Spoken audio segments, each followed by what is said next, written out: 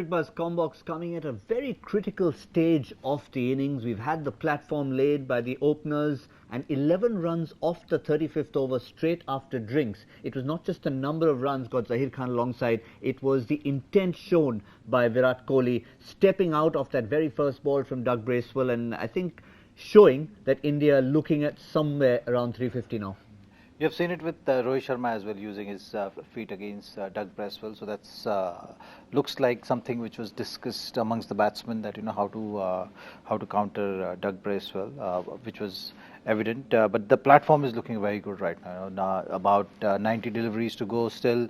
You would expect with 8 wickets in hand, probably 120 runs, 130 runs scored of these 90 deliveries. We've seen it in the past. If India continues the momentum and finishes strong, so that's something which we will be seeing. So you're looking at 320 minimum. Even if they lose track, something New Zealand comes back in the game, takes a couple of wickets in quick succession. 320 I think is on the card still. On the higher side it might go to 340 as well, depending on how India finishes the innings. But India is in very commanding position at this stage. Quick word about Rohit Sharma. Obviously, still no 100 from him in New Zealand, but still the runs that he did get, and while he was there, it was a very strange combination with Shikhar Dhawan, because on the one hand his strike rate was lower than Dhawan's. He was getting these nice flicks down to fine leg and scoring. Rohit played with intent, and yet for the bulk of him, typical of Rohit Sharma, his strike rate was under 100 for the longest time.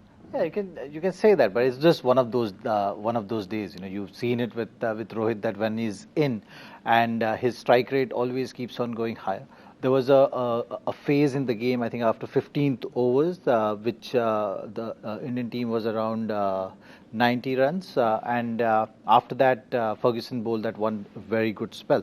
So that something can happen, which when you are batting in the middle, you take that call. That phase he was looking to see it off, but it's just the way he bats.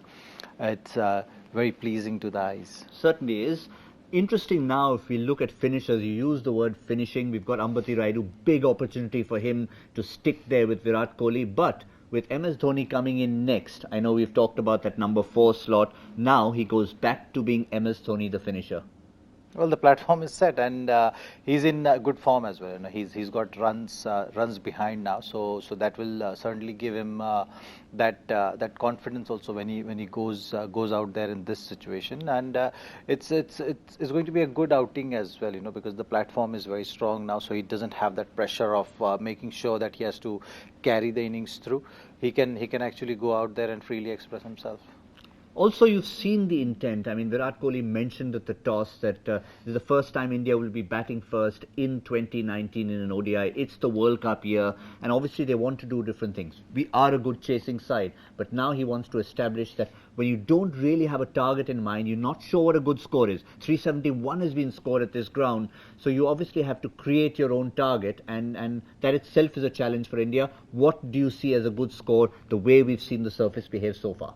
Like I said, 90 deliveries to go. You would expect 120, 130 runs scored. So you're looking at 330 plus. Anything over that, you should give more cushion to your bowling lineup to come and be able to defend the total. But I think with 320, 330 runs as well, India will be almost a certain winner. Yes, the numbers at the ground do suggest that things can go either way. But when you look at the bowling lineup of India and the way Shami is bowling and the way Chahal is bowling and Kuldeep is bowling, I think they have enough resources to put pressure on this New Zealand batting lineup.